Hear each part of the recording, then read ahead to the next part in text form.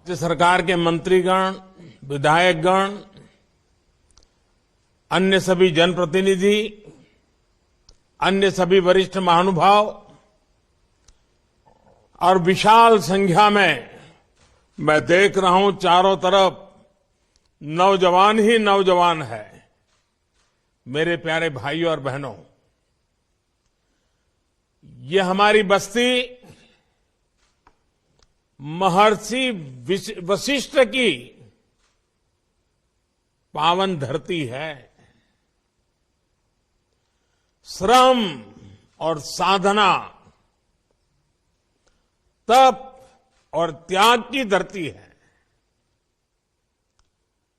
और एक खिलाड़ी के लिए उसका खेल भी एक साधना ही है, एक तपस्या है, और जिसमें वो अपने आप को तपाता रहता है। और सफल खिलाड़ी का फोकस भी बहुत सटीक होता है, और तब जाकर के एक के बाद एक नए नए पड़ाव पर विजयश्री प्राप्त करता हुआ वो आगे बढ़ता है, सिद्धि हासिल करती है।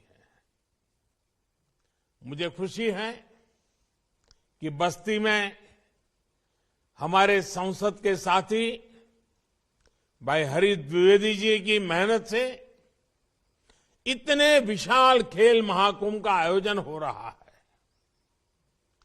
भारत के खेलों में परंपरागत पारंगत स्थानीय खिलाड़ियों को ये खेल महाकुंभ नई उड़ान का अवसर देंगे। मुझे बताया गया है कि भारत के करीब करीब 200 सांसदों ने अपने यहां इसी तरह एमपी खेल स्पर्धा आयोजित की है, जिसमें हजारों युवाओं ने हिस्सा लिया है। मैं भी एक सांसद हूं, काशी का सांसद हूं, तो मेरे काशी के संसदीय क्षेत्र में भी ऐसा खेल स्पर्धाओं का सिलसिला चल पड़ा है। इसी तरह के खेल महाकुंभ अनेक स्थानों पर कराकर, एमपी खेल स्पर्धा कराकर सभी सांसद नई पीढ़ी का भविष्य गढ़ने का काम कर रहे हैं।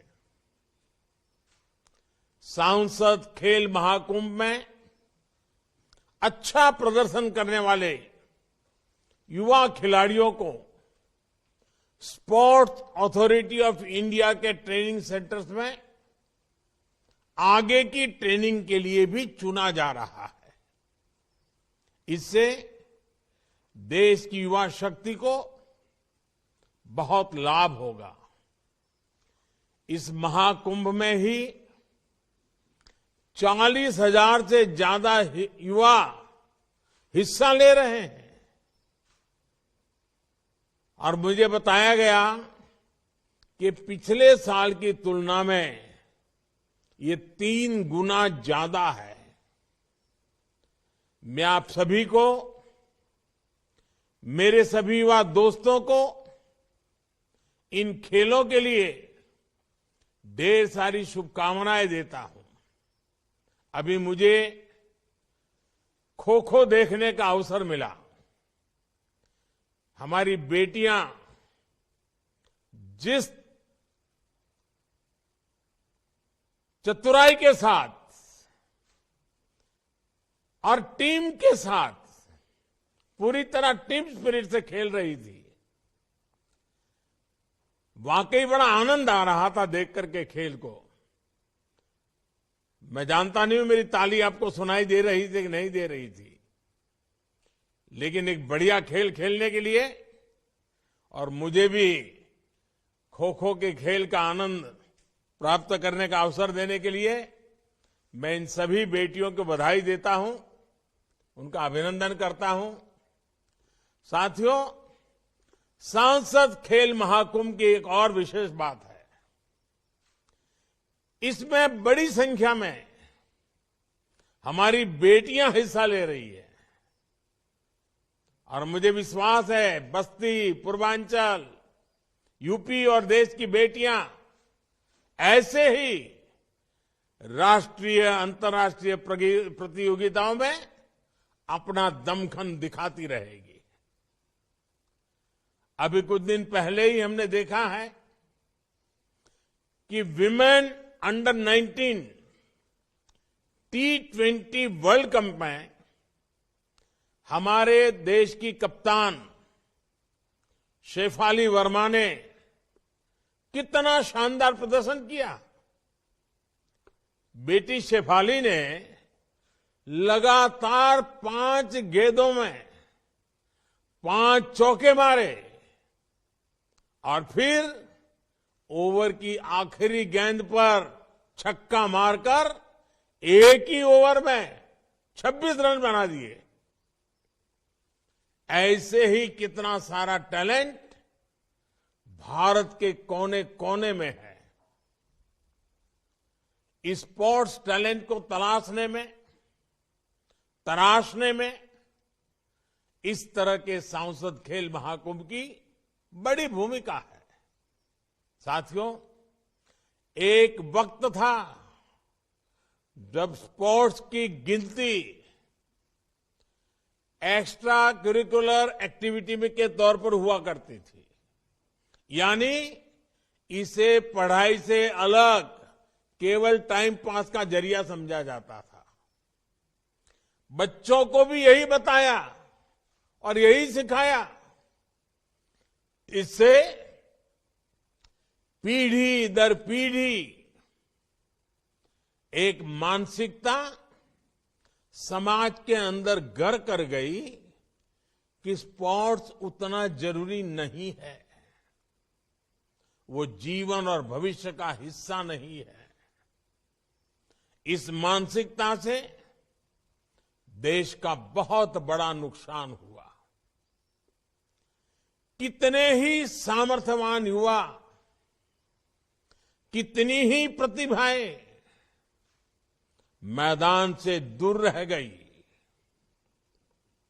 बीते 8-9 वर्षों में देश ने इस पुरानी सोच को पीछे छोड़कर स्पोर्ट्स के लिए एक बेहतर वातावरण बनाने का काम किया है। इसलिए अब ज्यादा बच्चे और हमारे नौजवान स्पोर्ट्स को कैरियर के विकल्प के तौर पर देखने लगे हैं।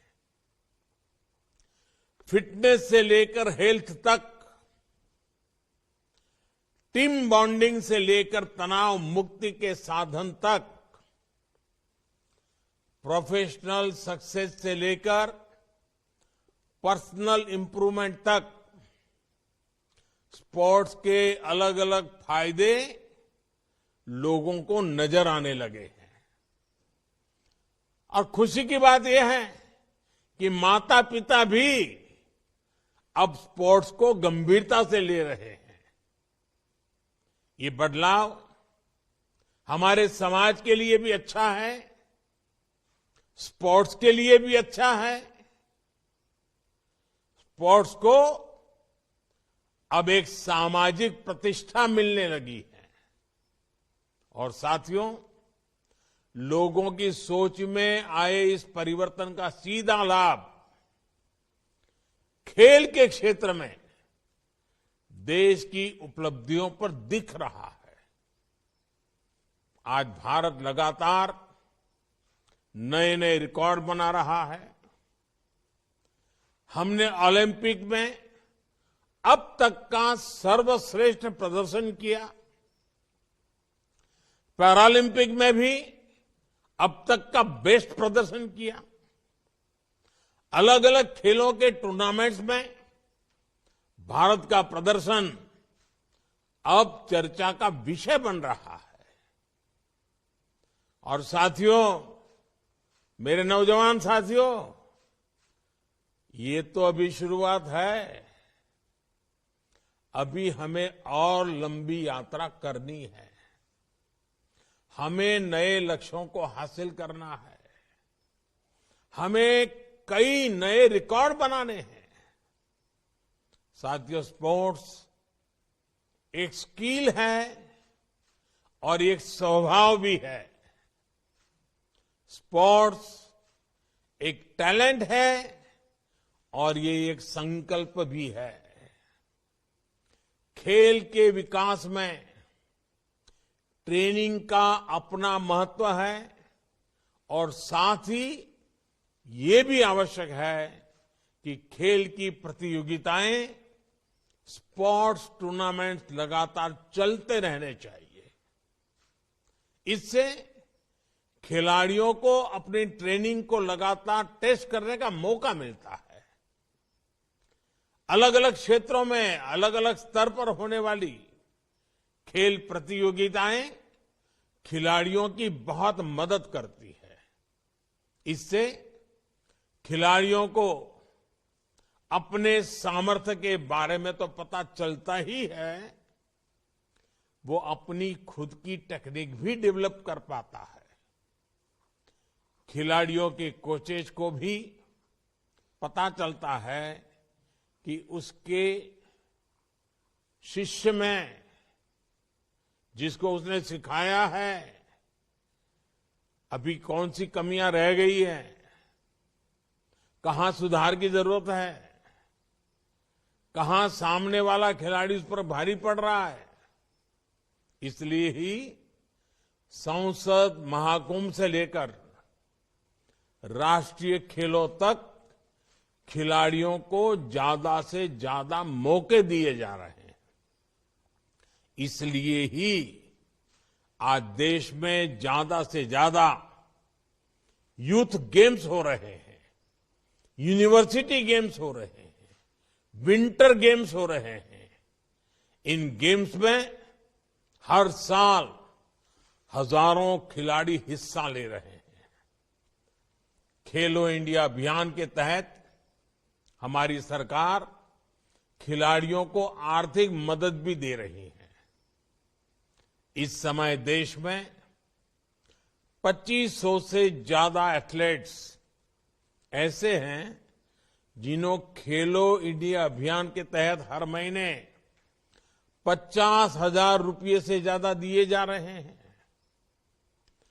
ओलंपिक में जाने वाले खिलाड़ियों को हमारी सरकार की target Olympic podium scheme top से बहुत मदद मिल रही है।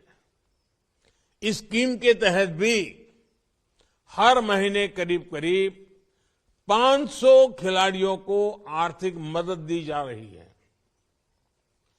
अंतर्राष्ट्रीय स्तर के कुछ खिलाड़ियों की जरूरत को देखते हुए सरकार ने उन्हें 2.5 करोड़ रुपए से लेकर 7 करोड़ रुपए तक की मदद की है। साथियों, आज का नया भारत स्पोर्ट्स सेक्टर के सामने मौजूद हर चुनौती के समाधान का भी प्रयास कर रहा है। हमारे खिलाड़ियों के पास पर्याप्त संसाधन हो,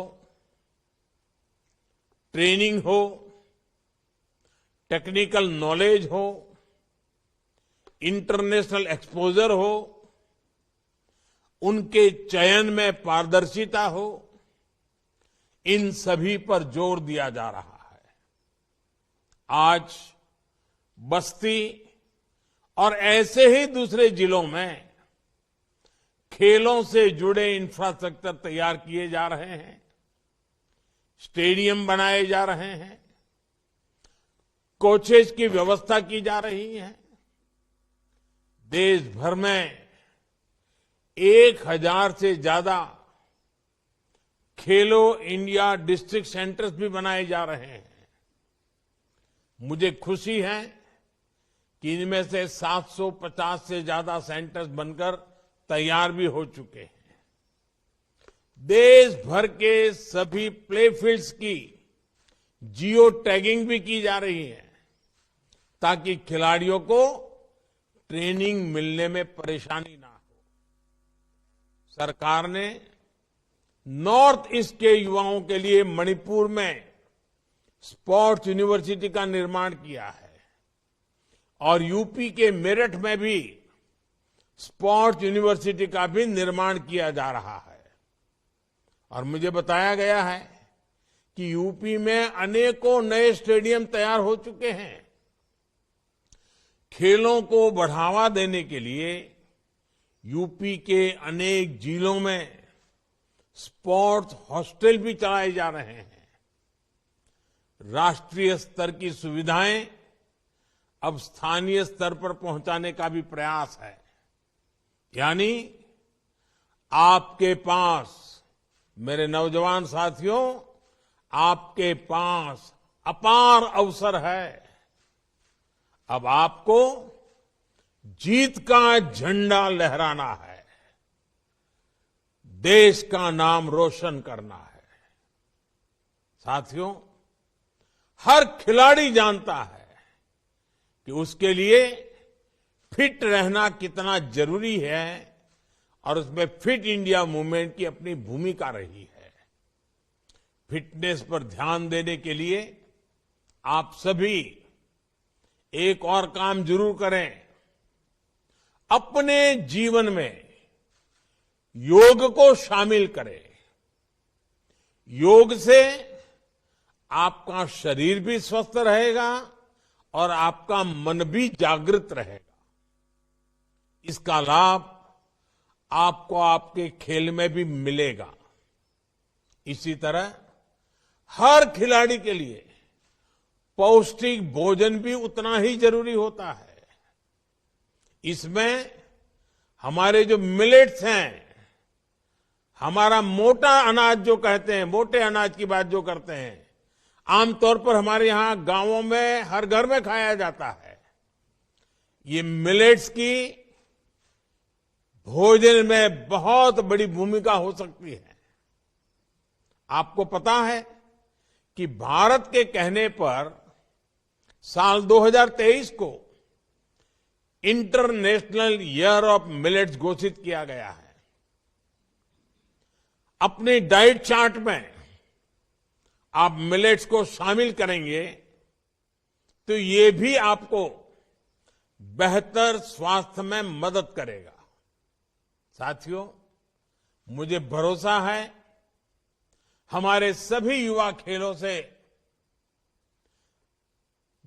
बहुत कुछ मैदान में भी सीखेंगे, जीवन में भी सीखेंगे। और आपकी ये ऊर्जा खेल के मैदान से विस्तार होती होती देश की ऊर्जा बन जाएगी। मैं हरीश जी को बहुत बधाई देता हूं। बड़े लगन से इस काम के पीछे वो लगे रहते हैं। इस कार्यक्रम के लिए पिछली पार्लियामेंट में आकर के मेरे से निमंत्रण दे गए थे, तो उनका ये जो बस्ती के जवानों के लिए, नौजवानों के लिए दिन रात काम करने का उनका स्वभाव है, वो खेल के मैदान में भी दिखाई दे रहा है। मैं आप सबको बहुत शुभकामनाएं देता हूं। बहुत बहुत धन्यवाद।